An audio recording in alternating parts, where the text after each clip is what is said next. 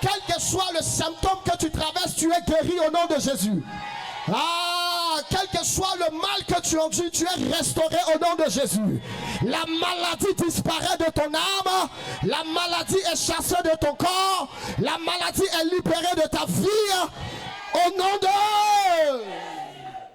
Merci Saint-Esprit. S'il y a une atmosphère de maladie, nous imposons une atmosphère de guérison.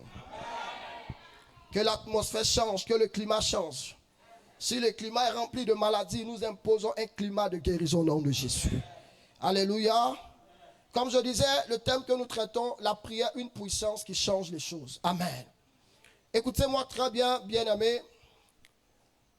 Lorsque nous parlons de prière dans l'église, parfois les gens se demandent, est-ce que nous devons continuer à prêcher sur la prière? Est-ce qu'on doit encore prêcher la prière à un chrétien qui a 10 ans de vie chrétienne, 20 ans de vie chrétienne, 5 ans de vie chrétienne, 2 ans de vie chrétienne? En effet, nous devons parler de la prière, quel que soit le nombre d'années qu'un chrétien a, quel que soit le nombre de vies spirituelles qu'il a. Parce que la prière, c'est l'arme la plus puissante que Dieu a donnée aux chrétiens pour le fonctionnement de sa vie sur la terre. Et l'une des choses qui fait fonctionner le chrétien, c'est sa vie de prière. Parce qu'au travers de la prière, on établit une communication avec Dieu. Et c'est ce que la prière, c'est par là que la prière est définie. C'est une communication avec Dieu, c'est un échange avec Dieu. Donc, ce n'est pas parce que tu as 20 ans de vie chrétienne qu'on ne doit pas te prêcher la prière. On doit continuer à t'enseigner. Je disais quelque part, il est plus facile de perdre sa vie de prière dans cette époque et dans cette génération par rapport à tout ce que nous sommes en train de vivre. Et aujourd'hui, les chrétiens ont la difficulté de prier, la difficulté de chercher Dieu seul à seul et face à face, la difficulté d'être dans la présence de Dieu et la difficulté de payer le prix de la prière afin d'avoir le résultat ou le salaire de la prière. Les chrétiens ont la difficulté de faire monter vers Dieu des prières qui feront descendre la gloire de Dieu dans leur destinée. Les chrétiens ont la difficulté de vivre des temps surnaturels avec Dieu dans la prière parce qu'ils veulent toujours vivre dans le naturel. L'impact que nous voulons avoir, la manifestation de la gloire de Dieu que nous voulons voir dans nos vies dépend du niveau de prière que nous engageons dans sa présence. S'il n'y a pas de prière, c'est qu'il n'y a pas de vie chrétienne. Parce qu'on ne peut pas vivre une vie chrétienne sans prière. Si on parle de prière, c'est que celui qui prie, prie une divinité. Dans le monde où nous sommes, chacun a son Dieu. Même nous, nous avons le véritable Dieu. Ah, tu n'as pas dit amen bien.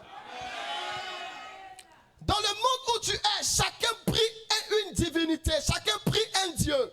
Les bouddhistes prient un Dieu. Les musulmans prient un Dieu. Les mystiques prient un Dieu. Les charlatans prient un Dieu. Écoutez-moi très bien. Les mystiques ont un Dieu. La franc-maçon, ils ont leur Dieu.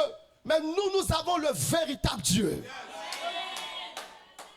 La prière que nous prions, c'est pourquoi dans l'histoire d'Élie, ce que j'ai aimé, pendant qu'il se trouvait sur la montagne, par rapport avec les prophètes de Baal. Les prophètes de Baal, écoutez-moi très bien, ils avaient le Dieu. Ils comptaient sur le Dieu pour que le feu descende. Mais dans ce défi, Dieu s'est montré comme le souverain Dieu et le puissant Dieu.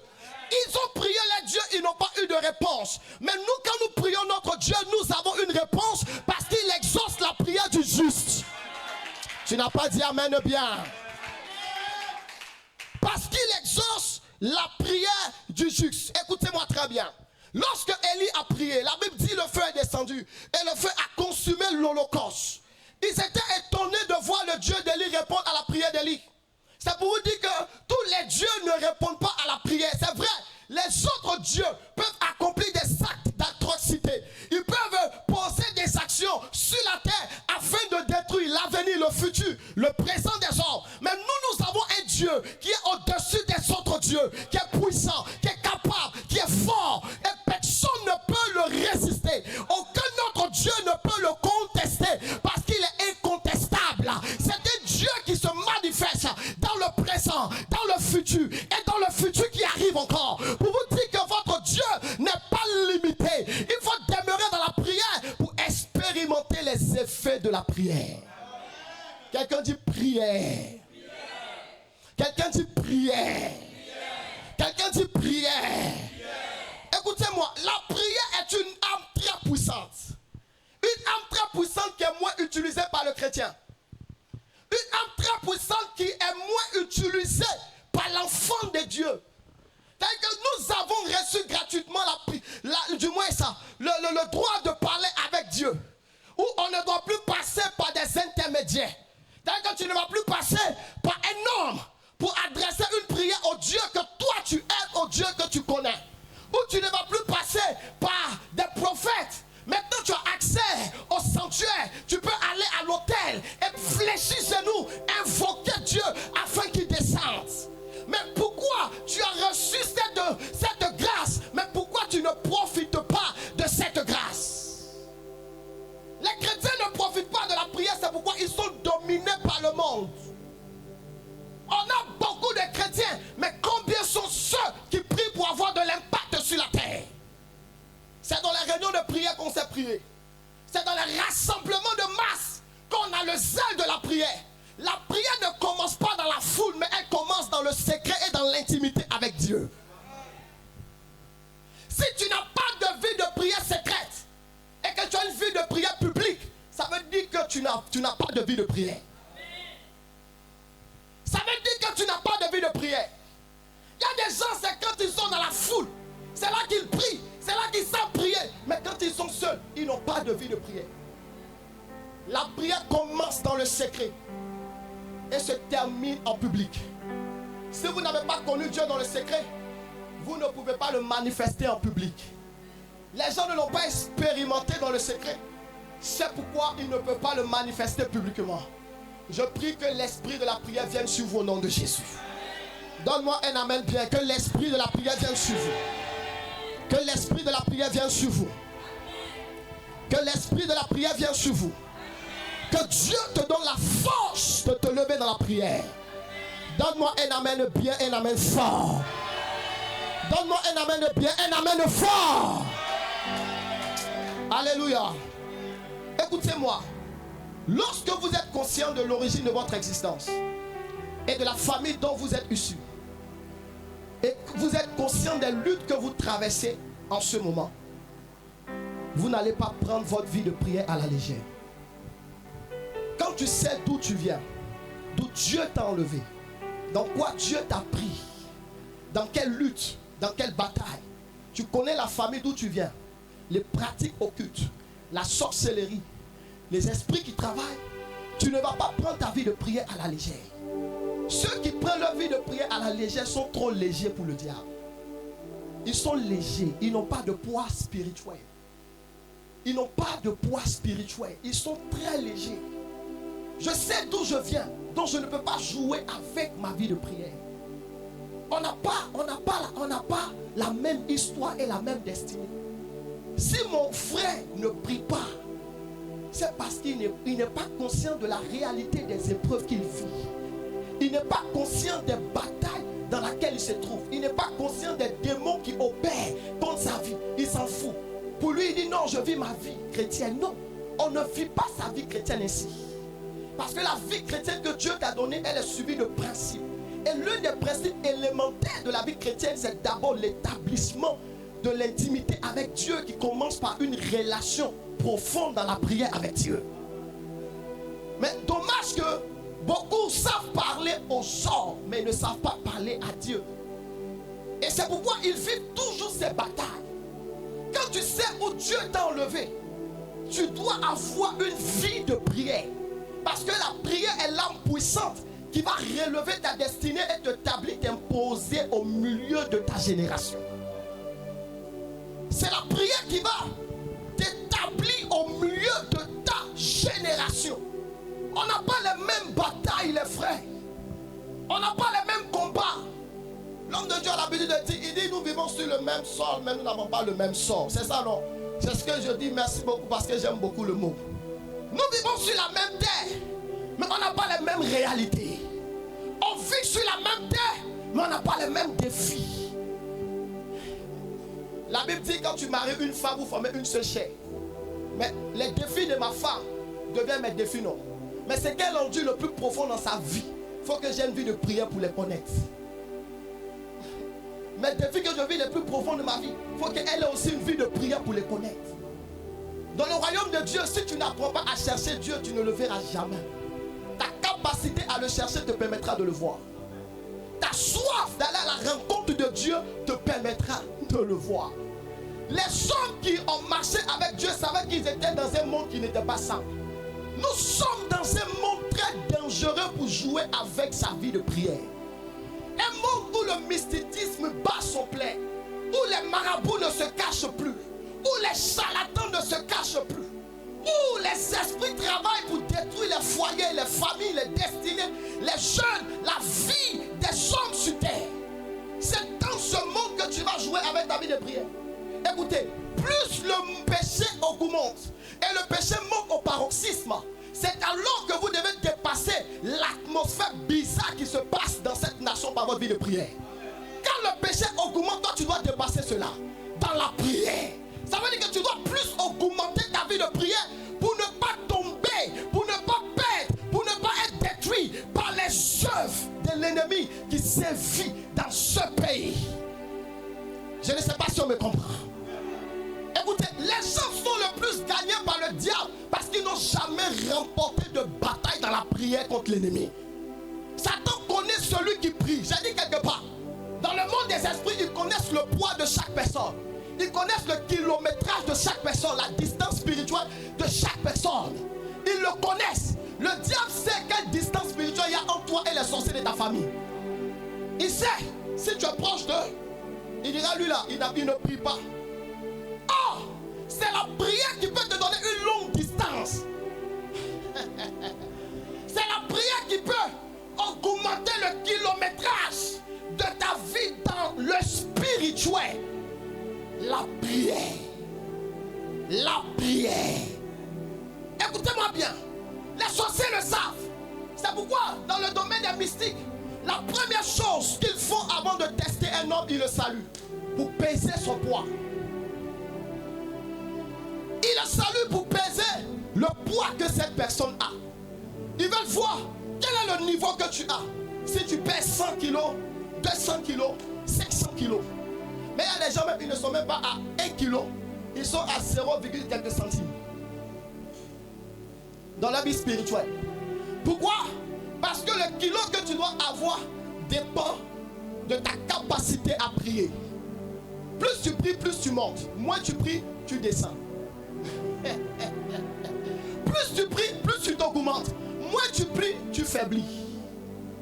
Est-ce qu'on me comprend? La prière augmente ta constance spirituelle. La prière authentifie ta vie spirituelle. La prière établit ton existence dans le monde spirituel. En fait, c'est vrai qu'il y a des hommes physiques qui parlent à Dieu physiquement sur la terre. Mais la prière n'est pas des paroles physiques, mais sont des paroles spirituelles qui activent les esprits dans le ciel. Ah! Ne pense pas que parce que tu es sur la terre que tu pries que le ciel ne s'ouvre pas. Souvent quand tu pries, dis Dieu, ouvre mes yeux afin que je voie en esprit. Ouvre mes yeux afin que je voie en esprit.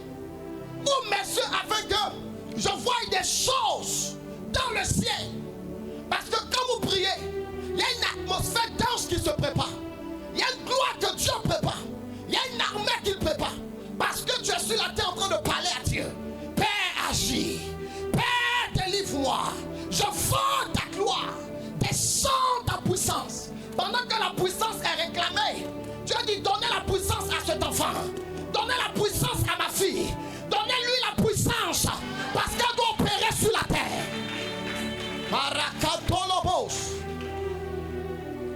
Ne fouillez pas la prière. Soyez des hommes et des femmes de prière. Dans cette époque, Dieu veut élever une génération d'hommes qui prient. Pas une génération d'hommes qui est distrait, qui n'est pas conscient de la réalité. On ne va pas passer notre temps à parler du sang qui verse. 18 personnes meurent, 4 personnes calcinées, des voitures qui prennent feu. Même hier à Gonzac, il y a un endroit qui prenait feu. les ténèbres sont déchaînées, où sont les fils de la prière pour empêcher les ténèbres? Dans l'histoire de la parole des hommes, de la parole de Dieu, les hommes, ils avaient recours à Dieu lorsque les problèmes persistaient. Ils ne se contentaient pas de dire oui, j'accepte le problème. Oui, je comprends.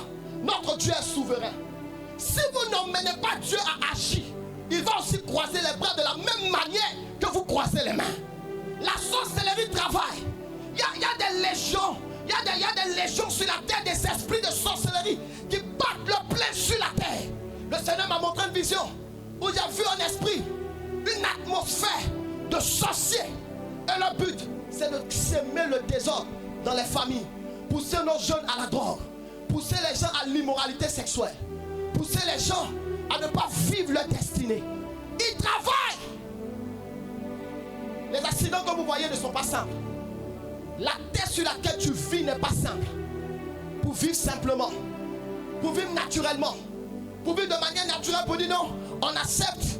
Non, Dieu lui-même sait. Écoutez, la parole de Dieu est un livre de prière. Les hommes qui ont marché avec Dieu sont des hommes de prière. Ils ont vu le surnaturel par la prière. Ils ont expérimenté la puissance de Dieu par la prière. Ils ont expérimenté le pouvoir divin par la prière. Ils ont impacté dans le temps par la prière. Ils ont vu les destinées se réaliser par la prière. Dieu ne peut pas te choisir sans qu'il ne collabore avec toi. Mais pour que Moïse soit libérateur, il devait voir le buisson. Mais pour voir le buisson, il faut avoir une intimité avec Dieu. Et Moïse, toute sa vie, n'était pas préoccupé seulement à conduire le peuple dans la terre promise. Il avait aussi l'attitude de la montagne. Il se retirait, il priait Dieu et Dieu lui parlait. Il avait la force de renverser le pouvoir de Pharaon. Mais si Pharaon se réjouit dans ta famille, si le Goliath est trop à l'aise, il est confortable, c'est parce que tu ne pries pas. C'est parce que tu n'utilises pas la prière qui est une puissance qui change les choses. Je leur ai dit non, les autres prient. Moi, je vais dépendre de la prière. Dans la foi chrétienne, on ne dépend pas de la prière de quelqu'un. On prie afin de vivre aussi les résultats de sa prière. Les chrétiens même doivent avoir des niveaux de prière qui dépassent au niveau de prière. Mais ce sont eux toujours qui veulent dépendre de la prière du pasteur, du père. Mal de tête, papa. Mal de dents, papa. Diarrhée, papa. Petit sang, papa. Il y a une puissance dans la prière qui est capable de libérer une fraction de seconde les esprits qui agissent contre ta destinée. La prière change tout. I la santé prête. Je disais à une personne, on est dans un temps et dans un monde où l'ennemi travaille. La terre n'est pas simple. Même tout ce qui se passe sur la terre dépasse la compréhension humaine. Les hommes même s'assemblent et disent, pourquoi cela est arrivé? Quand j'ai vu les 4 personnes calcinées, moi je suis entré dans ma chambre, je me suis mis à genoux, j'ai pleuré. Et j'ai dit à Dieu, si même on n'est pas nombreux qui prions, mais la Bible dit, tu écoutes le cri de celui qui crie vers toi, de celui qui est dans la détresse. Nous là, on prie, on évangélise, on te sait. Mais regarde à nous et évite que les âmes que nous devons gagner meurent de cette manière. J'ai pleuré, j'ai versé les larmes. J'ai dit, je ne suis pas d'accord, Seigneur. Pourquoi ceux que tu veux que je gagne perdent la vie atrocement, perdent la vie de manière bizarre? Pourquoi? J'ai dit, je ne suis pas d'accord. Le diable n'est pas plus puissant que toi. Tu nous as donné ta puissance pour libérer les captifs. Même par la prière, tu es capable de faire des choses. J'ai prié. Mais je sais que parmi vous, il y a des gens qui ont dit, et même sur Internet, je vois des commentaires. Chacun a son destin, le malheur peut arriver toujours. Mais la Bible dit, quand le malheur arrive, le juste est délivré. Vous savez, dans la vie, il y a 2 choses. Il y a une chose que tu ne dois pas vivre et il y a une chose que tu dois vivre. C'est que la prière te permettra d'être au bon endroit et t'évitera d'être au mauvais endroit. Donc dans la vie là, certaines personnes se trouvent au mauvais endroit parce qu'ils n'ont pas Dieu avec eux. Il y a des mots là, si ça doit nous toucher, c'est que vraiment peut-être Dieu veut donner une histoire aux gens. Mais on n'est pas des animaux pour mourir comme des animaux. Je refuse cela sous votre nom de Jésus. Tu n'as pas donné un amen fort. Tu n'as pas donné un amen fort. Les hommes deviennent de jour en jour très cruels. Les gens qui marchent avec toi n'ont pas la même pensée que toi. Ils n'ont pas le même sentiment que toi. Ils n'ont pas le même esprit que toi. Vous pensez que tous ceux qui t'entourent t'aiment. Or, parmi ceux qui t'entourent, il y a au moins plus de 50% de ceux qui veulent, qui sont contre, pardonner, ta destinée. La Bible dit en Jean 10, le voleur ne vient que pour dérober, égorger. Il a un projet qu'il doit accomplir. Tuer, abattre, ruiner, détruire, achever les destinées. C'est le but de Satan. Il attaque même le prédicateur. Pourquoi le diable attaque le prophète? Parce qu'il sait qu'il le dérange dans le monde des ténèbres. Pourquoi le diable attaque l'évangéliste? Parce qu'il sait qu'il le dérange. Mais il y a des gens, pour eux ce n'est plus attaque. Pour eux c'est destruction. Quand le diable vient, il te détruit en même temps. Nous, Satan doit nous attaquer pour que la puissance de Dieu en nous se manifeste. Parce que nous avons une vie de prière. Donc il ne nous attaque pas n'importe comment. Hey! Mais toi tu ne pries pas, quand il t'attaque, il te détruit. Et le temps où tu vas vouloir... Le temps où tu vas vouloir chercher Dieu, il va descendre sa puissance et il va te détruire. Donc le diable sait qui il attaque. Nous sommes dans un monde très cruel. Un monde où tu ne dois pas jouer avec ta vie. Tu connais les épreuves, tes défis, tes challenges, les situations auxquelles tu es confronté au sein de ta vie. C'est vrai, tu as des besoins. Il y a des choses que tu veux que Dieu fasse dans ta vie. Une délivrance, une guérison, une restauration, une transformation, une libération, un changement radical. Mais pour que cela arrive dans ta vie, paye le prix de la prière. Dieu ne pourra pas te changer si tu ne le cherches pas dans la prière. J'ai dit que même si tu es cultivateur chrétien, il faut prier. Si tu es étudiant chrétien, il faut prier. Tu es docteur chrétien, prie. Tu es infirmier, policier chrétien, il faut prier. Parce que les lieux où tu exerces, les lieux où tu accomplis tes œuvres, tout le monde n'a pas le même état d'âme que toi. Ils n'ont pas le même esprit que toi. Il y a des personnes qui viennent avec un mauvais esprit. Ma femme a rendu un témoignage d'une dame qui travaille dans un hôpital. Et dans son... Donc quoi c'est ça? La femme, depuis qu'elle a eu le poste, c'est à sa mort qu'on l'a remplacée. C'est à sa mort qu'elle a été remplacée de son poste. Parce que la chaise qu'elle avait dans son bureau, elle a envoyé ça chez son marabout. Il a travaillé ça mystiquement. Il y avait des coups louches qu'elle faisait dans l'hôpital. Mais quand les patrons viennent, ils lui font des cadeaux au lieu de la reprendre. Elle avait tous les honneurs, toutes les faveurs, toute la considération des chefs, de la tête jusqu'en bas. Tous venaient lui faire des cadeaux. Même ceux avec qui elle travaillait aimaient cette femme. Ils aimaient cette femme. Parce que la chaise était travaillée mystiquement. Les lieux où vous vivez, où vous travaillez ne sont pas des lieux simples. Ne sont pas des lieux simples pour vivre simplement. C'est pourquoi il y a des gens qui ont perdu leur travail une fraction de seconde. Et la dame, lorsqu'elle a perdu la vie, elle est morte. La personne qui l'a remplacée, le jour que cette personne s'est assise sur le fauteuil, elle s'est écroulée. Ils ont fini par comprendre que le problème n'est pas le bureau mais la chaise. Ils ont pris la chaise. Cette dame aussi qui est venue s'asseoir avait aussi ses marabouts. Elle allait constituer. Le marabout dit la chaise sur laquelle tu t'es assise, c'est la chaise là qui t'a paralysé, qui t'a écroulé. Il faut jeter. On va préparer une chaise pour toi. Ne jouez pas. Le monde ici n'est pas un monde naturel pour vivre naturellement. Ce n'est pas un monde naturel pour marcher naturellement. C'est un monde tellement spirituel. C'est pourquoi Dieu vous a donné cette âme spirituelle qui est la prière. Et si tu es dans un domaine d'activité, la chose qui va te faire régner, qui va te permettre de dominer, c'est ta vie de prière. Quelqu'un dit vie de prière. Allons-y dans ce verset, dans le livre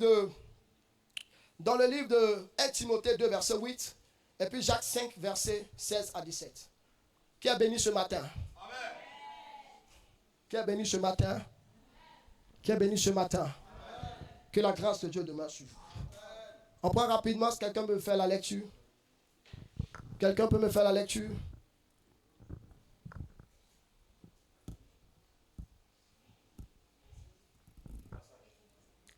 le passage 1 Timothée 2, verset 8. 1 Timothée. Et puis tu prends aussi le livre de Jacques 5, verset 16-17.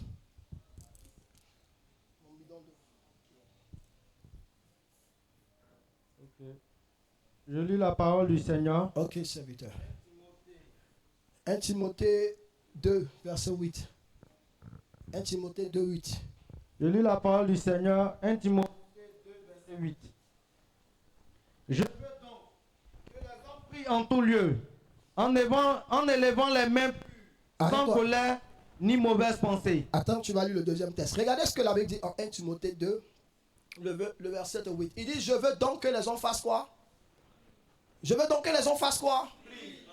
En tout lieu.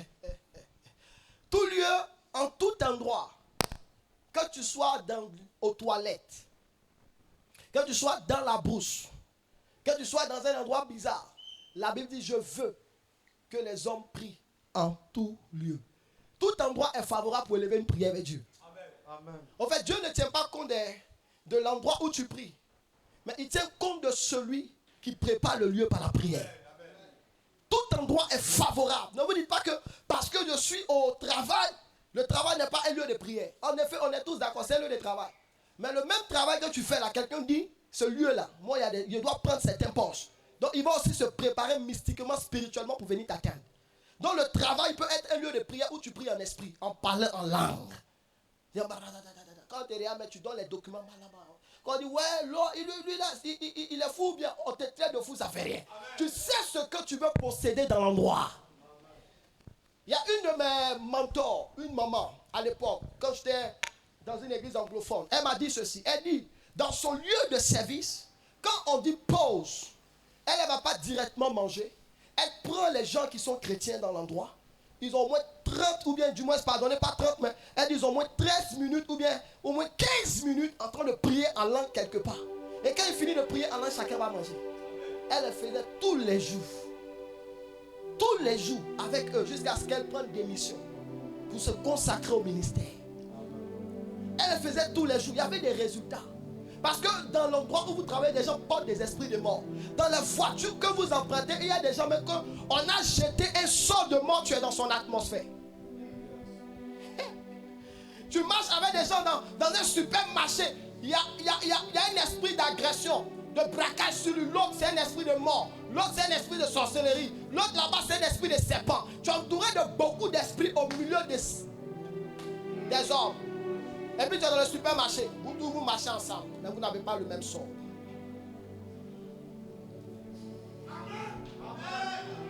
Vous faites les mêmes achats. Il achète, tu achètes. Mais si pour lui a pété, tu es déjà là. Quand l'esprit de braquage va déclencher les braquages, toi aussi tu seras braqué. Donc vous dites que vous n'avez pas le même sort. Et là tu ne dois pas jouer. Même s'il fait achat, vous priez. Parce que c'est que tu es en train d'acheter, il est à côté de toi, puis il fait œil. Merci beaucoup aux Zibo. Ils nous ont montré le film Zibo. Il fait sortir pouvoir. Il dit Seigneur, envoûte ça. Quand elle va pleurer, elle va manger. Elle est envoûtée, elle et sa famille. Même la femme qui est assise derrière le commerce, en train de voir les tomates. Quand tu vois tomates, c'est le sang des bébés qu'elle a. Tu prends, tu manges. Ah! Vous avez mangé sang humain. Restez en prière. Parce que tous les lieux sont pollués. Et c'est la prière. C'est le parfum pour désinfecter. C'est le produit pour désinfecter les endroits pollués. Et plus tu pries, la prière va changer ton atmosphère, ton climat. Va changer l'épreuve. Va changer la situation. Parce qu'elle est une puissance. Lis-moi le deuxième verset. Jacques le chapitre 5, le verset 16 à 17. Yes. Confessez donc vos péchés les uns les autres et priez les uns pour les autres, afin que vous soyez guéris. La prière fervente du juste a une grande efficace. Continue. Élie était un homme de la même nature que nous. Il pria avec instance pour qu'il ne plût point, et il ne tomba point de pluie sur la terre pendant 3 ans et 6 mois. Est-ce qu'on peut acclamer cette parole? La Bible dit en Jacques 5, verset 16. La Bible dit confessez donc vos péchés les uns les autres. Priez les uns pour les autres. Parce que la prière là, quand vous priez pour quelqu'un, il est guéri afin que vous soyez guéris. Regardez déjà ce que la prière produit et change dans la vie de celui pour qui tu pries. Au moment où tu es en train de prier pour toi-même, tu es restauré. Au moment où tu pries pour ta famille est restaurée. Donc la prière, quand elle est engagée, il y a des résultats, des effets que nous vivons immédiatement. Au fait, c'est vrai que Dieu n'a pas encore répondu à ta requête présente, ou bien à la requête que tu veux voir. Mais pendant que tu pries chaque jour et chaque minute, il y a ce que la prière produit dans le spirituel, il y a ce que la prière fait dans l'invisible, il y a ce que la prière fait dans le naturel. En fait, ce n'est pas la requête qui importe. Parce que la prière, ce n'est pas la demande de ce qu'on veut. Mais la prière, c'est de vivre ce que Dieu veut. Un homme doit comprendre que prier, ce n'est pas de présenter à Dieu son mariage que je veux. Mais prier, c'est d'entrer dans la volonté, dans l'accomplissement du dessein de Dieu. Et si vous avez compris le but de la prière, vous allez vivre ces résultats. Vous allez vivre le salaire de la prière. Vous allez vivre cela dans votre vie. Donc prier là, ce n'est pas le fait de dire Seigneur, bénis-moi, donne-moi beaucoup d'argent. Parce que quand tu pries, Dieu connaît tes combats, tes challenges, tes défis. Il sait à quoi tu es confronté. Il connaît ce qui se passe dans ta famille. Parfois même tu pries. Et tu pries même souvent et tu oublies certaines choses. Parfois tu pries et tu oublies même de prier même pour ton besoin. Ne te sens pas gêné. Parce que la Bible dit l'Esprit est celui qui intercède pour nous par des soupirs inexprimables. Il y a des choses que parfois nous manquons de dire. Que l'Esprit de Dieu se charge de dire. Et il y a des choses que tu ne dois pas dire. Que l'Esprit de Dieu se charge d'annuler et de dire ce que tu dois dire. Écoutez, si Dieu veut entendre nos prières, parfois dans nos prières, qu'il faut que les résultats ne sont pas palpables. Les résultats ne viennent pas. Les résultats ne sont pas authentiques. C'est parce que souvent nous avons des paroles qui sortent. Et dans les paroles qui sortent, il y a au moins 90% de ce que nous voulons, 1% de ce que Dieu veut. Or, les 90% doivent appartenir à Dieu. Et les 1% doivent t'appartenir. Ça veut dire que le plus important, ce n'est pas toi, mais le plus important, c'est celui vers qui tu vas. Parce que c'est lui qui répond à la prière, ce n'est pas toi qui réponds à la prière. Toi, tu n'es que l'instrument pour prier. Et lui, il n'est que celui qui agit, le réacteur. Écoutez-moi. Pourquoi la prière est si importante? Parce que Dieu ne voulait pas que l'homme soit éloigné de lui. Même quand nous retournons dans le départ du livre de la Genèse, la Bible nous dit Dieu créa l'homme. Le but que, pourquoi Dieu a créé l'homme, c'est pour que l'homme soit en permanence relation avec lui. En fait, regardez une chose. Dès lorsque l'homme pêche, lorsqu'il désobéit à Dieu, lorsque l'homme n'obéit pas aux préceptes, aux recommandations de ce que Dieu a dit, quand il désobéit, l'homme ne perd pas le matériel, mais l'homme perd la présence de Dieu. L'homme ne perd pas le matériel. En fait, le diable va détruire le matériel que tu as. Mais il est impossible au diable de détruire la présence de Dieu en toi. C'est pourquoi la différence entre le premier Adam, écoutez-moi bien, et l'histoire de Job, c'est que lui en Éden, il n'a pas perdu le matériel, il était chassé du jardin parce qu'il a perdu la présence de Dieu. Mais il avait tout, il avait tout encore. Mais Job, quand Job le perd sa richesse, mais la présence de Dieu demeure. Écoutez-moi, aussi longtemps que le Fils de Dieu perd ce qu'il a matériellement et que la présence de Dieu demeure en lui, il sera rétabli dans son état initial à cause de cette présence de Dieu dans sa vie. C'est pourquoi quand le diable te combat, il combat ce que tu as parce qu'il veut te détourner de ce que Dieu est en toi. Donc c'est pourquoi la prière va toujours te ramener vers Dieu. La prière va toujours t'emmener dans sa présence. Et ce n'est pas la prière que tu pourras changer les choses.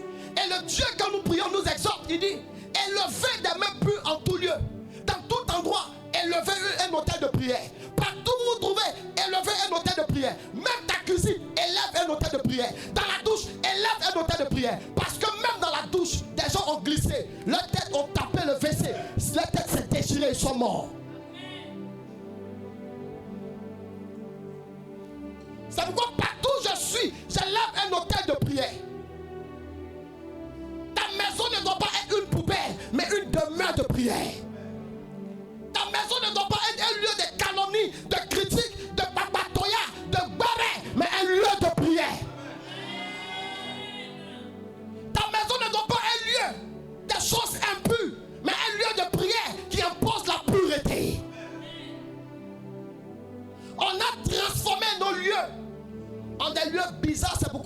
des choses bizarres. Les gens ont une destinée bizarroire. Parce qu'ils ont établi des choses bizarres dans les lieux où ils étaient censés prier. Le diable nous empêchait. La Bible dit, Élie, un homme comme nous, il avait la même faiblesse que nous. Il avait la même nature que nous. Mais pourquoi le ciel s'est ouvert? Pourquoi le ciel avait descendu sa pluie en temps de sécheresse? Parce que Élie a compris. Je peux modifier le ciel. Parce que Dieu m'a donné le droit, les gars, sur la terre et sur le ciel. Quand la Bible dit Dieu créa l'homme à son image. En Genèse 1, verset 26, il dit, puis Dieu dit, faisons l'homme à notre image. Selon notre ressemblance, qui domine? Qui domine? La domination a été donnée à l'homme. Et nous n'avons pas perdu cette domination parce que Christ nous a redonné notre domination par sa mort sur la croix. Nous sommes entrés dans notre identité en Christ. Parce que Christ est mort, il nous a redonné notre autorité. Le pouvoir de parler au ciel, le pouvoir de parler à la terre, le pouvoir de parler aux sphères, à la nature, aux oiseaux, aux animaux, à tout ce qui existe. Élie a parlé. Dieu de mes pères, toi qui es dans le ciel, qui fait tomber la pluie sur les bons, comme sur les méchants, qui fait lever son soleil, fait descendre la pluie en ces temps de sécheresse. Qui est Élie pour parler au temps pour que le temps obéisse? Mais le temps n'a pas obéi à Élie, mais le temps a obéi au Dieu d'Élie. Élie, par sa prière, a changé l'atmosphère. Il a changé le climat. Le climat n'était pas favorable. On avait besoin de pluie. Il fallait que la pluie tombe. On avait besoin d'un homme. Mais cet homme a prié. Il dit, je peux changer le climat. Même comment je me lève le matin n'est pas un problème. Ce n'est pas le temps qui décide de mon temps. Mais c'est moi qui vis dans le temps qui décide du temps parce que j'ai le Dieu du temps. Et quand le Dieu du temps vit en toi, il n'y a que ta prière en langue. Je parle au temps. Les humeurs disparaissent. La colère disparaît. Et ces choses vont finir par partir. C'est parce que nous ne prions pas que nous ne vivons pas les effets de la prière. C'est parce que nous ne parlons pas à Dieu que nous ne vivons pas les effets de la prière. Il y a une femme, elle était à la maison et elle voit son esprit troublé. Elle commence à prier. Elle se met à prier. Elle se met à prier. Elle prie, elle prie. Elle continue de prier. Jusqu'à ce que le fardeau qu'elle ressentait dans son esprit soit levé. Les enfants rentrent de l'école. Ils racontent à leur mère, maman, pendant qu'on rentrait de l'école, il y a une voiture qui a failli nous écraser, qui a failli nous tuer. La femme a compris que le diable avait établi un plan de destruction contre ses enfants. C'est pourquoi elle a prié. Mais regardez ce que la puissance de la prière a fait en une fraction de seconde. Elle n'avait pas besoin d'être présente aux côtés de ses enfants pour que ses enfants soient délivrés de l'accident. Mais la prière a dépêché l'ange qui campe autour de ceux qui craignent Dieu, afin que la délivrance opère dans la vie des enfants qui sont innocents. Mais toi, tes enfants, c'est placali seulement vous mangez. Placali, matin, placali, le soir, foutou. Tu remplis le ventre, toi-même ton ventre. Hey, mangeons les enfants, la vie est compliquée. Dieu nous a bénis. Placali. Placali. Oh, ils sont les plus sensibles dans la vie même. Moi, quand je regarde ma fille souvent même, là, il dit Seigneur, c'est pas la peur que je ressens parfois. Mais il dit cet enfant, il ne sait rien. Donc, je suis le gardien de sa vie. Je ne joue pas avec sa tête. Quand il prend tête là, il n'y a plus ça comme ça. Il dit, mais elle reçoit la grâce de Dieu. Je brise tous les esprits qui te combattent. Il dit, mets-toi sur le MS, manger un ouf, il fait quoi ce père? Souvent il dit amen même sans s'en rendre compte. Mais je suis en train de parler. Il est libre tête là, mais il dit, ah c'est. Écoutez, la manière je prie pour ma fille. Dieu me peut dire, mais lui, il ne prie pas pour son ministère. La manière je prie pour ma famille. C'est pourquoi quand on est allé à Accra, un homme de Dieu a dit, lui passe 8 heures du temps à prier pour sa famille, sa femme et ses enfants. S'il a trop prié pour son ministère, c'est peut-être 2 heures, 1 heure. Il n'a pas tort. Parce que si je veux servir en paix, il faut que derrière soit sécurisé. Maman, il a ça rendu le témoignage. Vous êtes en train de dormir, eux ils sont attaqués. S'ils veulent me placaler comme vous là, vous n'allez pas voir le prophète Esmel ici. Alléluia. Alléluia. Mais c'est parce qu'il prie. Au fait, quand on est attaqué, ce n'est pas pour nous des honneurs. Quand on dit on a été attaqué, les gens pensent que c'est parce qu'on a envie de trop montrer que Dieu est en prière. Non. Hein. Souvent, on dit ça pour que vous priez. On dit ça pour que aussi ne dites pas que les pasteurs vivent en paix. Et puis c'est nous, on a trop de batailles. Non, on a aussi des réalités. Mais parce qu'on prie comme Élie, Dieu change les choses. Levez-vous dans la prière. Ne passez pas votre temps à ronfler. Dieu veut opérer dans le domaine spirituel de votre destinée. Il y a trop de choses qui se passent. Et l'arme qui vous a été donnée, c'est la prière. Je vais shifter, on va prier. Parce qu'il est presque fini. Quelqu'un est étonné, il est déjà fini. Je vais shifter. Prenons dans le livre d'Esther 3, Esther 4, tout le chapitre, et puis tout le chapitre aussi de 3, et puis de 4. Les deux chapitres. Voilà, allons rapidement. Parce que je vais finir avec ça, puis on va prier. Que Dieu nous fortifie. Alléluia. Amen. Que Dieu nous fortifie. Alléluia. Qui est béni ce matin. Esther 3. Tout le chapitre jusqu'en bas. Amen. Et puis une autre personne prend le chapitre aussi 4. Amen. Je lis la parole du Seigneur. Amen. Esther chapitre 3. Yes. Après ces choses, le roi Assuérus fit monter au pouvoir Aman, fils d'Ammédatha, la Gagite. Il éleva en dignité et plaça son siège au-dessus de tous les chefs qui étaient auprès de lui. Tous les serviteurs du roi qui se tenaient à la porte du roi fléchissaient le genou et se prosternaient devant Aman, car tel était l'ordre du roi à son égard. Mais Mardochée ne fléchissait point le genou et ne se prosternait point. Et les serviteurs du roi qui se tenaient à la porte du roi dit à Mardochée: pourquoi transgresses-tu l'ordre du roi? Comme il le lui répétait chaque jour et qu'il ne les écoutait pas, ils en firent rapport à Aman pour voir si Mardochée persisterait dans sa résolution, car il leur avait dit qu'il était juif. Et Aman vit que Mardochée ne fléchissait point le genou et ne se prosternait point devant lui. Il fut rempli de fureur, mais il dédaignait de porter la main sur Mardochée seul, car on lui avait dit: de quel peuple était Mardochée? Et il voulut détruire le peuple de Mardochée, tous les Juifs qui se trouvaient dans le royaume d'Assuérus.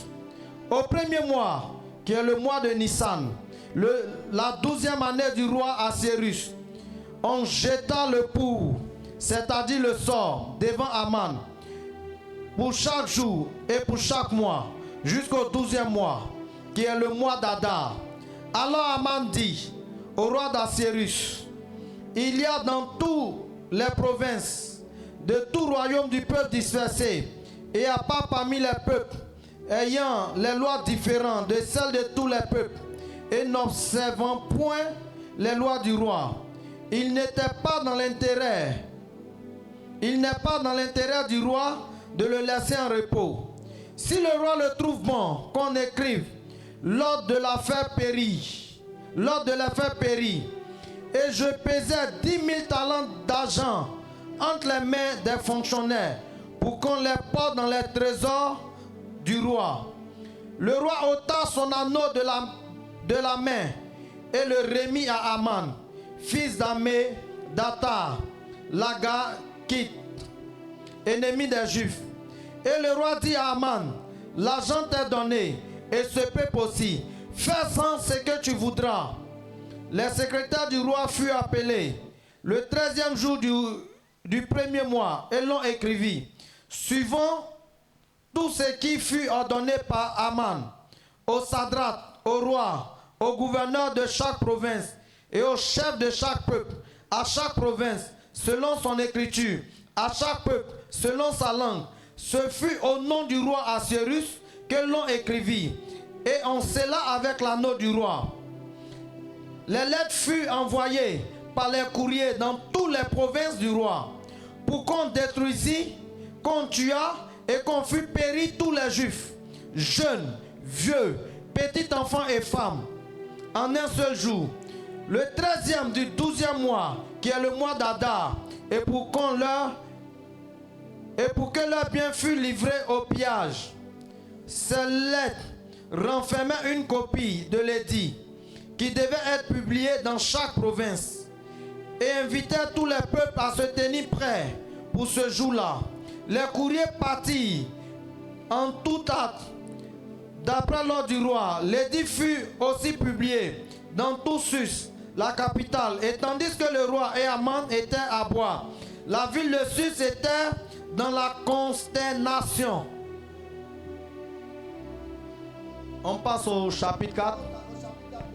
Le chapitre 4, là, je vais te donner les différents points, les différents versets que tu vas lire. Tu me lis le verset 1, le verset 2, le verset 3 et 4. Amen. On saute, on vient au verset 7. Amen. Après le verset 7, tu me lis le verset 13, 14, 15, 16. Ok. Amen. Amen. Le premier verset 1 à 4. Esther chapitre 4 à partir du verset 1 à 4. Mardochée, ayant appris tout ce qui se passait, déchira ses vêtements, s'enveloppa d'un sac et se couvrit de cendres. Puis il alla au milieu de la ville en poussant avec force des cris amers. Il se rendit jusqu'à la porte du roi, dont l'entrée était interdite à toute personne revêtue d'un sac. Dans chaque province, partout où arrivait l'ordre du roi et son édit, il y eut une grande désolation parmi les Juifs. Ils gênaient, pleuraient et se lamentaient, et beaucoup se couchèrent sur le sac et la cendre. Les servantes d'Esther et ses eunuques vinrent lui annoncer cela, et la reine fut très effrayée. Elle envoya ses vêtements à Mardochée pour le couvrir et lui faire ôter son sac, mais ne les accepta pas. On lit le verset 7. Le verset 7. Yes. Et Mardochée lui raconta tout ce qui lui était arrivé et lui indiqua la somme d'argent qu'Aman avait promis de livrer au trésor du roi en retour du massacre des Juifs. On lit le verset 13, 14, 15 et 16. Le verset 13, 14 et 15 et 16. Et 15 et 16. Yes.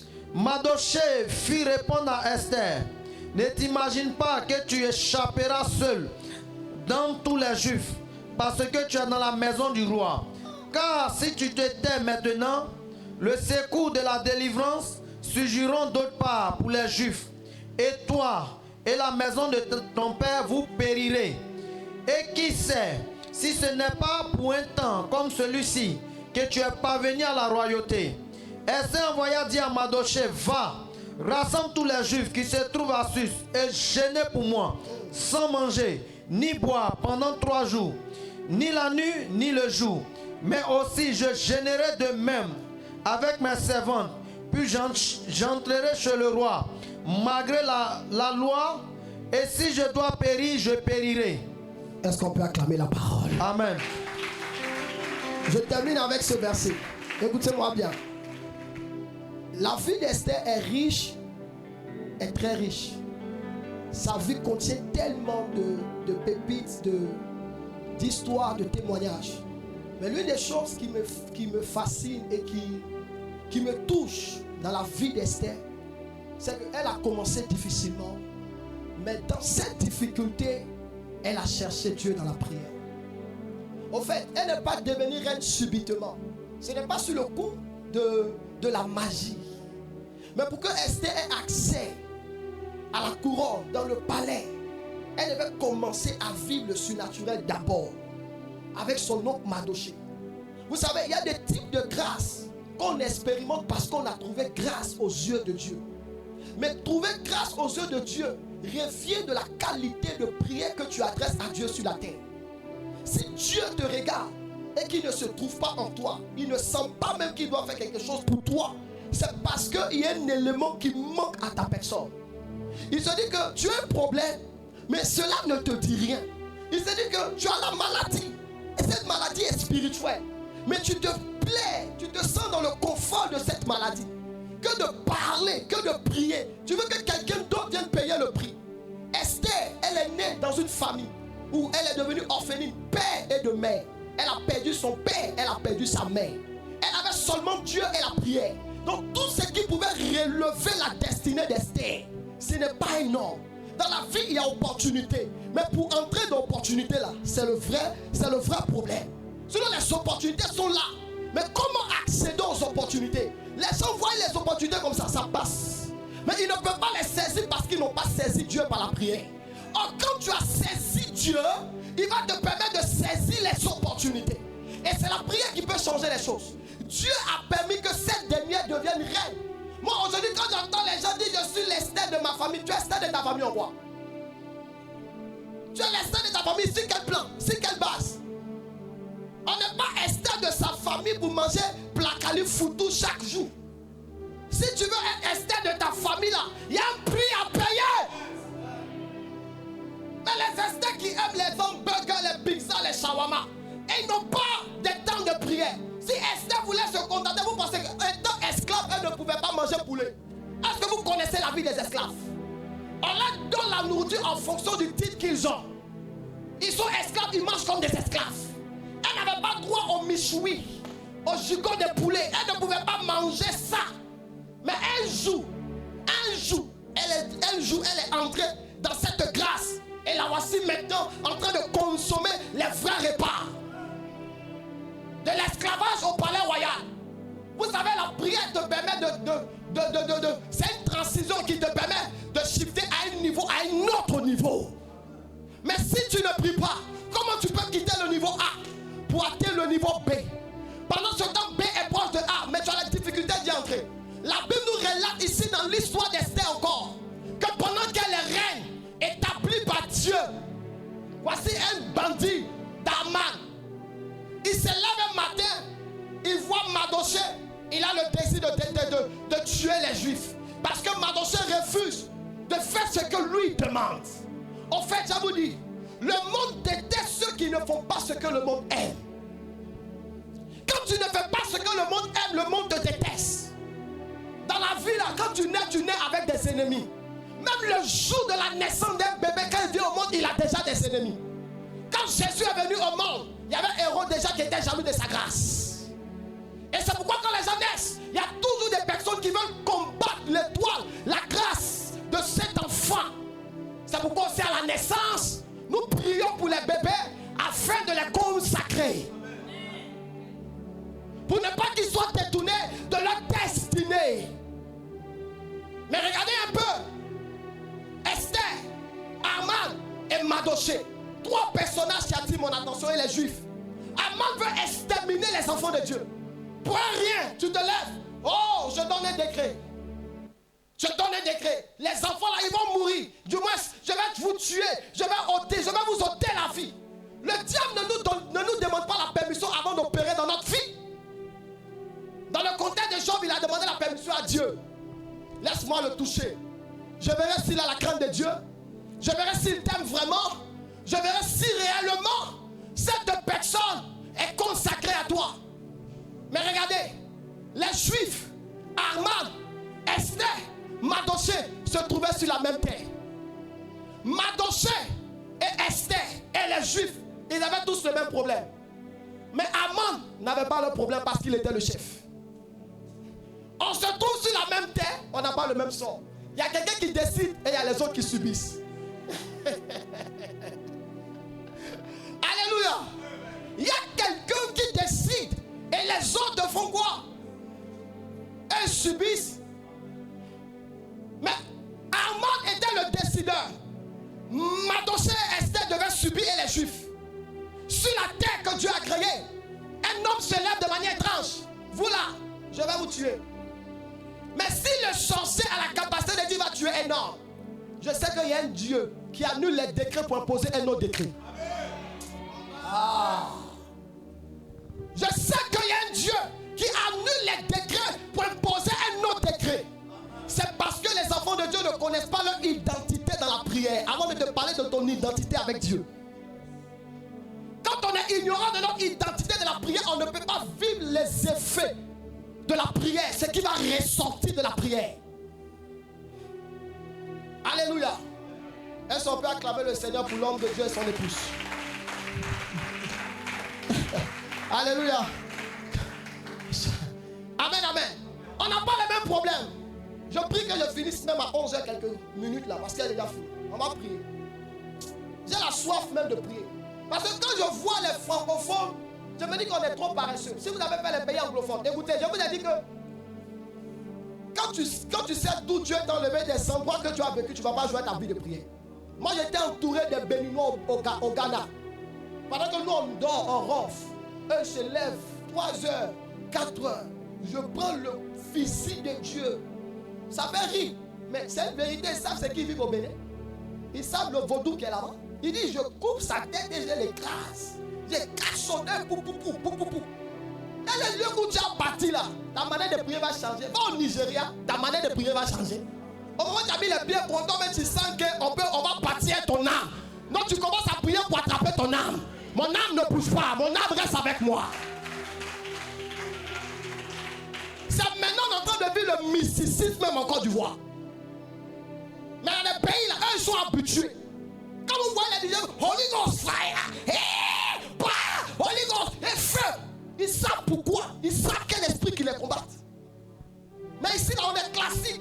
Quand on dit réunion de prière, on traîne les pieds. On traîne les pieds. C'est là on va chercher les techniques pour se promener. Ton cas ne te dit rien. C'est là on va chercher les moyens de vouloir essayer d'aller pisser. On dit prière. Tu vis les batailles dans ta destinée. C'est toi qui joues ta destinée. Aman dit je veux tuer les enfants de Dieu. Regardez ce que Mardochée fait. Il se met nu, il porte et ça, il se met la cendre comme Daniel aussi.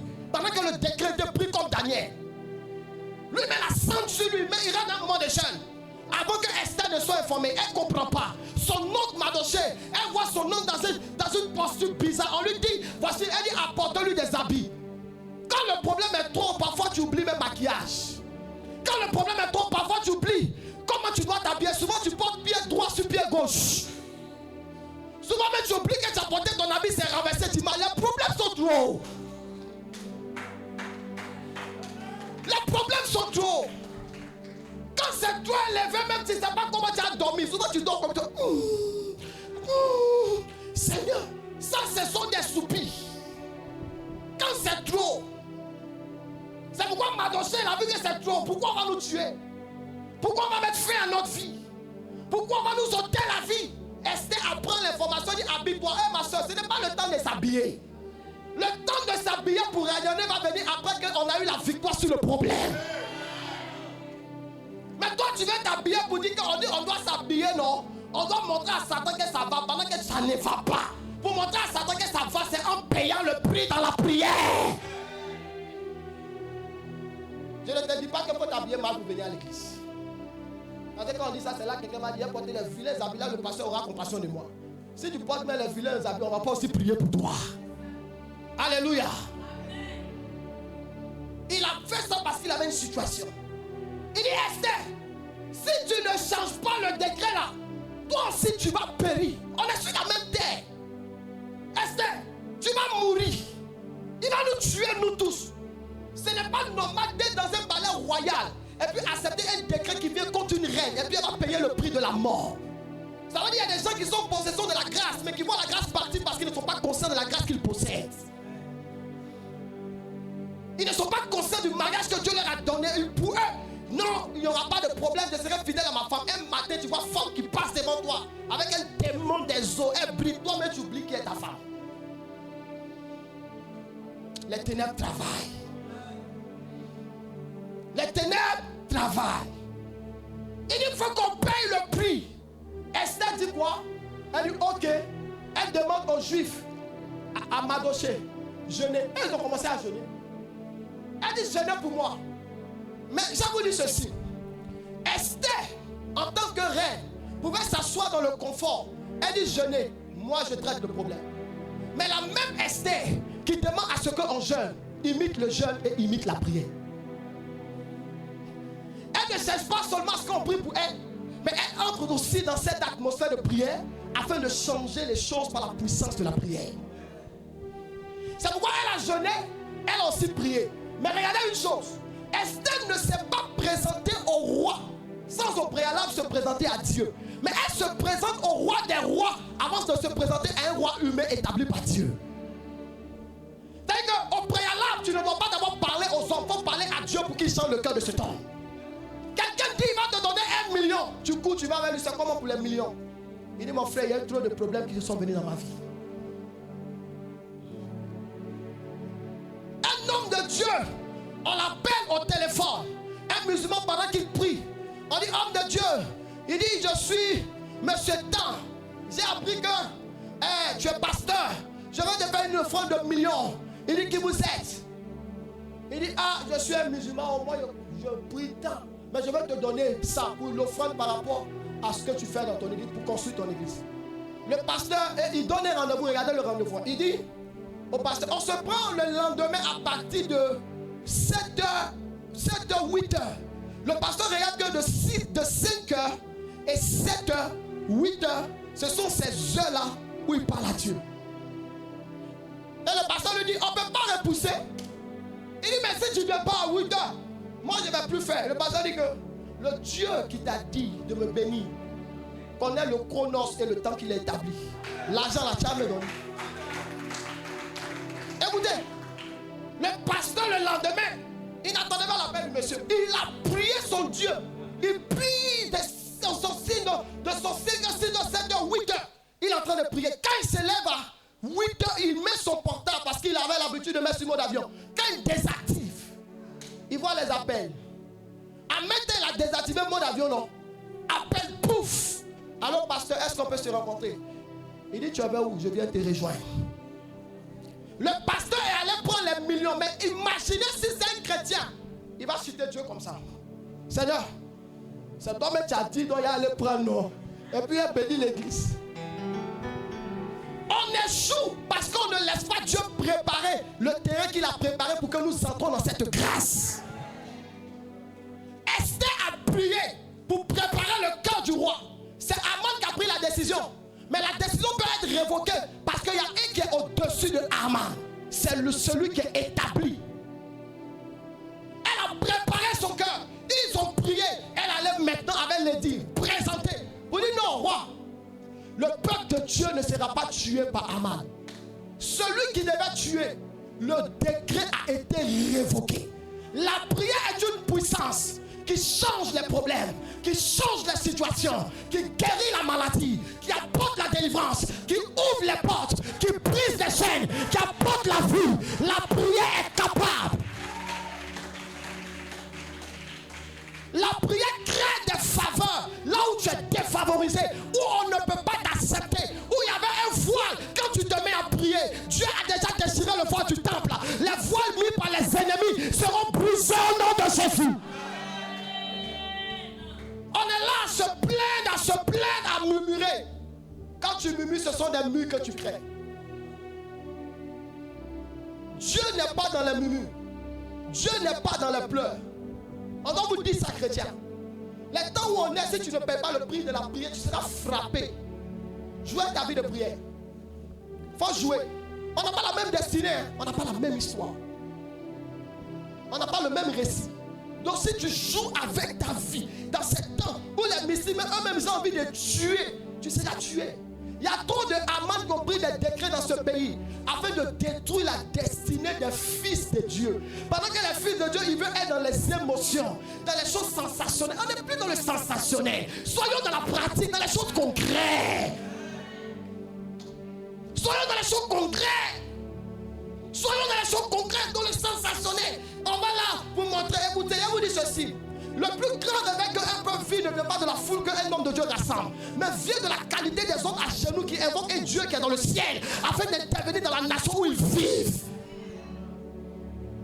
La foule n'est pas la démonstration de la gloire de Dieu, mais la soif des hommes qui prient est la démonstration de la gloire de Dieu. Sortons dans les émotions. Je disais à un homme politique, je préfère taire son nom. Parce que hier, je suis parti dans un endroit où moi et ma femme, on est assis avec des dieux. Et puis, je sortais les enseignements. La carte ONU qu'on a là, c'est lui qui est le responsable. Il a tellement d'informations sur le pays qu'il dit, lui-même, c'est un homme de prière. Il dit, un jour comme ça, le ministre vient le saluer. Pas le ministre qu'on a, le premier, un des ministres dans le gouvernement. Et puis, le gars cesse sa main. Il dit, venir dans notre domaine, si tu n'es pas prêt spirituellement, tu as fait un propos sur toi, machin. Ils vont te détruire à une fraction de seconde.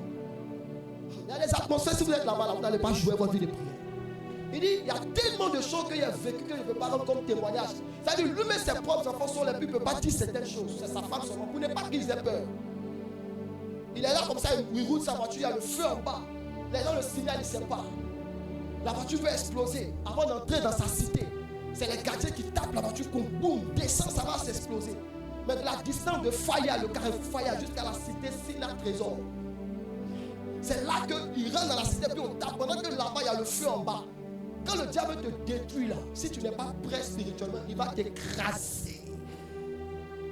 La Bible dit que Dieu vous avez le pouvoir de marcher, non? Mais comment marcher si tu n'as pas le pouvoir? Or, pour avoir le pouvoir, il faut l'activer. Pour activer le pouvoir, ce n'est pas la prière.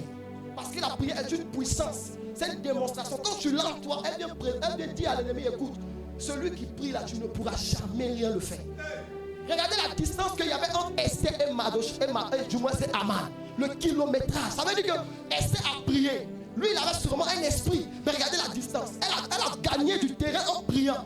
Et Dieu a touché le cœur du roi. Le décret a été annulé. En ma qualité d'oracle de Dieu. Tout décret qui a été pris contre vous, dans votre famille, dans cette nation, par des hommes mystiques, en ma qualité d'oracle, par le sang de Jésus, j'annule ce décret. Et j'établis le décret de Dieu dans vos vies au nom de Jésus. Écoutez, je vais shifter parce que je vais finir à 11h30. C'est bon? Voilà. Écoutez-moi bien. Je suis en train de parler de la puissance, de la prière qui est une puissance. On ne va pas parler de Daniel. Mais je vais descendre dans mon message pour qu'on parte avec ça à la maison. Je vais déséquilibrer parce qu'il y a beaucoup équilibré dans mon message. La prière est une puissance qui change les choses, n'est-ce pas? C'est ça, non? Mais la Bible dit que la prière du juste a une grande efficacité. Mais regardez efficace et puis celui qui prie. L'identité de celui qui prie. La Bible a dit quoi? La prière de qui? Tous ceux qui prient ne sont pas justes. Mais c'est la prière du juste qui est efficace. Parce que le juste, quand il prie, sa prière ne monte pas parce qu'il est éloquent. Il y a des gens qui sont trop éloquents dans la prière. J'ai entendu quelqu'un prier, son éloquence m'a fatigué. J'ai dit, ouais, il y a des gens qui parlent français à Dieu. So, je sais que Dieu, là, même le français, quand il est tordu, même, il sait ce que tu as dit. Moi, les matins de bêter, elle rassemble la foule. Mais les miracles, elle n'a pas fait CPN, elle n'a pas fait l'école. Mais son français est bizarre. Toi, mais tu t'assois, tu as envie de rire.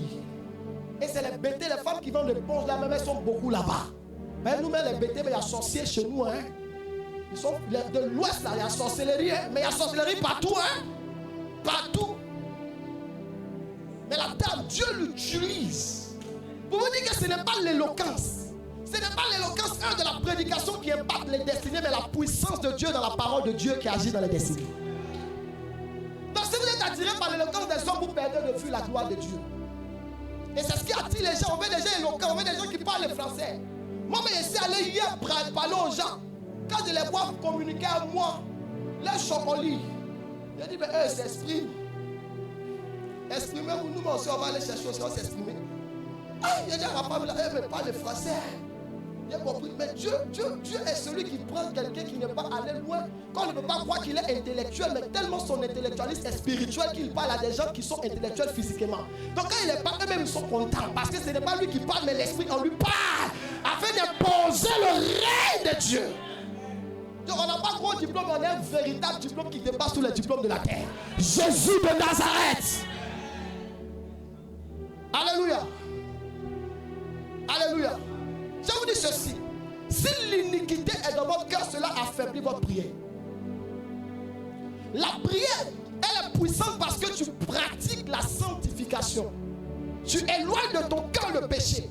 Les gens ne sont pas efficaces dans la prière parce que le même qui a pleuré dans la présence de Dieu a dit Seigneur, est le même qui est en train de courir derrière les femmes dehors. Est le même qui est en train d'insulter les gens dehors. Tu ne peux pas parler à Dieu et puis te comporter de la mauvaise manière. Sinon ta prière ne sera pas efficace. Voici ce que David dit en Psaume 66, verset 18. Il dit, Seigneur ne m'aurait pas exaucé. Faites attention. Parce que le péché est un poison dans la vie d'un chrétien qui faiblit la prière du chrétien. Regardez, Dieu connaît le nombre de personnes, de ceux qui prient sur la terre. Et il connaît le nombre de ceux qui sont justes et qui sont saints. Si ceux qui prient, on est nombreux, on est peut-être 100. Et puis dans les 100, il n'y a que 10 justes qui élèvent des prières. Pendant ce temps, les 90 là sont dans le péché. Ceux qui sont 10 là, ils vont batailler. Ils vont batailler. Des gens qui prient pendant qu'ils vivent dans l'adultère, ils ont un mauvais cœur, ils sont méchants. Ce qui disqualifie la prière de certains chrétiens, c'est la méchanceté de leur cœur. C'est la mauvaise chose qui est, tu parles à Dieu. Mais pendant que tu es en train de parler, tu n'aimes pas partager, tu n'aimes pas donner, tu n'aimes pas pardonner, tu es rancunier. Tu as trop les humeurs. Et que toi, tu es une personne qu'on ne touche pas. Pardonner même est difficile. Ne disqualifie pas tes prières. Parce que ce qui va te qualifier dans la prière afin qu'elle ait une puissance, c'est la qualité de ton cœur. Les gens prient avec un mauvais cœur dans la présence de Dieu. Je vous dis, un mauvais cœur peut habiter une église mais ne peut pas entrer au ciel. Oh, je ne sais pas si tu m'as compris. Un mauvais cœur peut s'asseoir sur une chaise d'une église pendant 10 ans. Mais le jour où Jésus vient, s'il n'a pas changé son cœur, il n'entre pas. Le royaume des cieux n'est pas sur la terre. Ne détruisez pas vos prières. Beaucoup de gens prient par la langue. Mato, Saprani. Mais ils sont nerveux et très méchants. Quand tu les vois prier en langue, toi-même tu es fort même. Tu dis ouais, donne-moi la grâce de ce parler là. Mais si tu regardes sa vie, tu as plus cherché son parler là.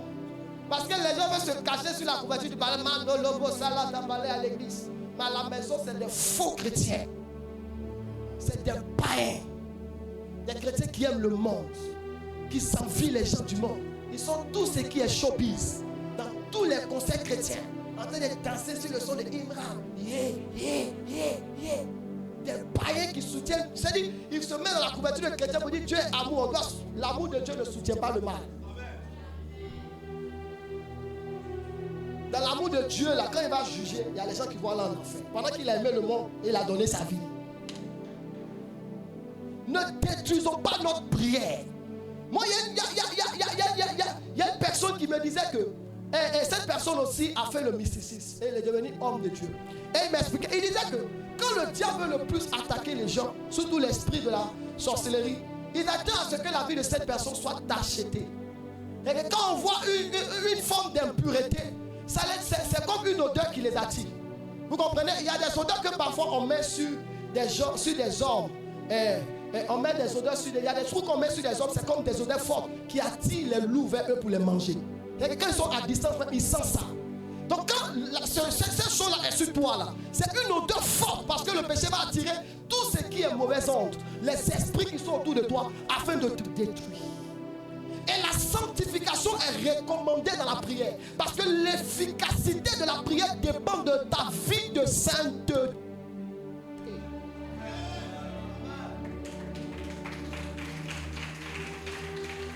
Dépend de ta vie de sainteté. Ton attitude, ton comportement, ta mentalité, ta manière d'être. Compte dans la prière. Compte dans la prière. Compte dans la prière. David dit, si j'avais conçu. Ça veut dire qu'il sait que toutefois qu'il est dans le péché, Dieu ne peut pas l'exaucer. Toutefois qu'il laisse le péché entrer dans son cœur, Dieu ne peut pas répondre à sa prière. Mais je prie ce matin que Dieu vous exauce, qu'il vous accorde une vie de sanctification. Au nom de Jésus, est-ce qu'on peut acclamer le Seigneur? Acclame très fort. Acclame très fort Jésus-Christ de Nazareth. Acclame très fort le Seigneur. Acclame très fort le Seigneur, acclame très fort. Acclame très fort, élève-toi, acclame en t'élèvant, acclame-toi. Acclame. Pousse des cris de victoire, pousse des cris de joie. Pousse des cris de joie, pousse des cris de joie si tu es béni. Pousse des cris de joie, pousse des cris. Arasso, Mayalama.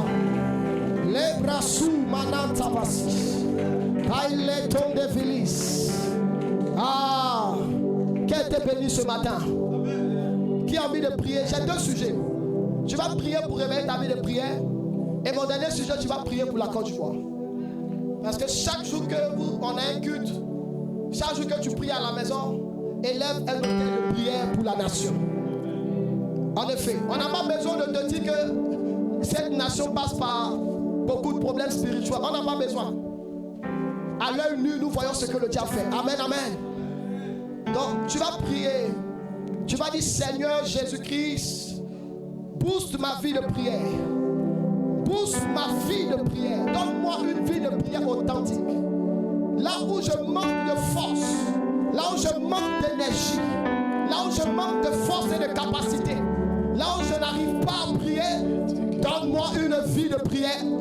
Donne-moi une vie de prière. Donne-moi la flamme et le feu de la prière. Donne-moi le zèle de prier. Et là, ta main commence à prier. Et là, ta main commence à prier. Et là, ta main parle à Dieu de mettre en toi un feu. Ma raison de presse. Ah, visite-moi ici. Dieu de ma prière, Dieu de ma prière. C'est le temps maintenant, Père. Donne-moi une vie de prière. Pour que je puisse te prier constamment, chaque temps, chaque moment, chaque heure, en tout lieu. Seigneur, que je puisse élever la voix pour te prier. Que je puisse élever la voix pour te chercher.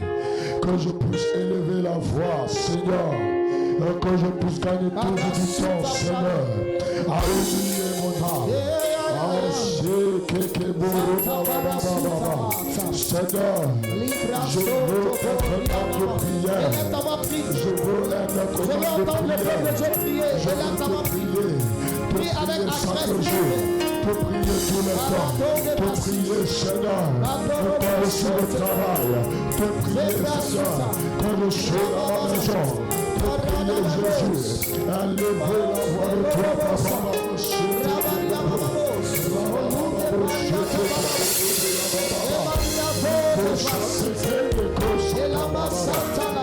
Dieu du soleil, en ce jour,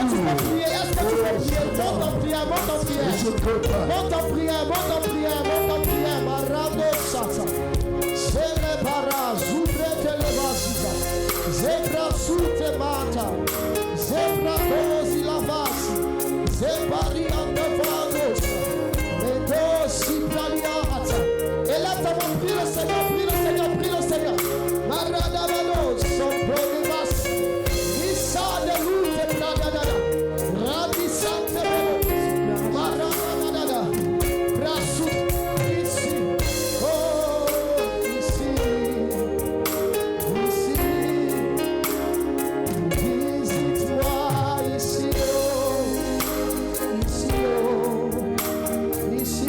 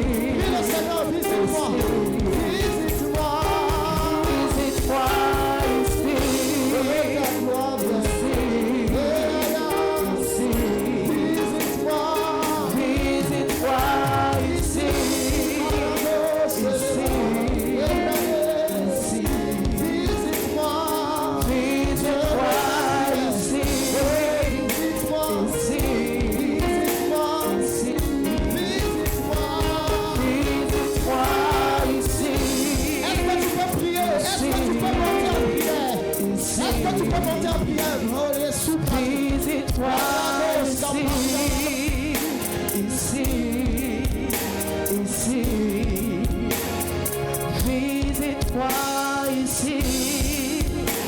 ici. Est-ce que tu peux monter en prière?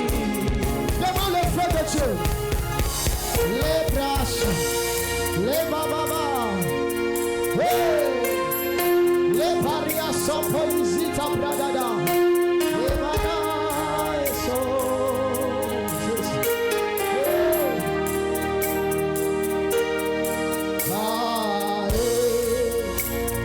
Continue de prier. Est-ce que tu peux prier?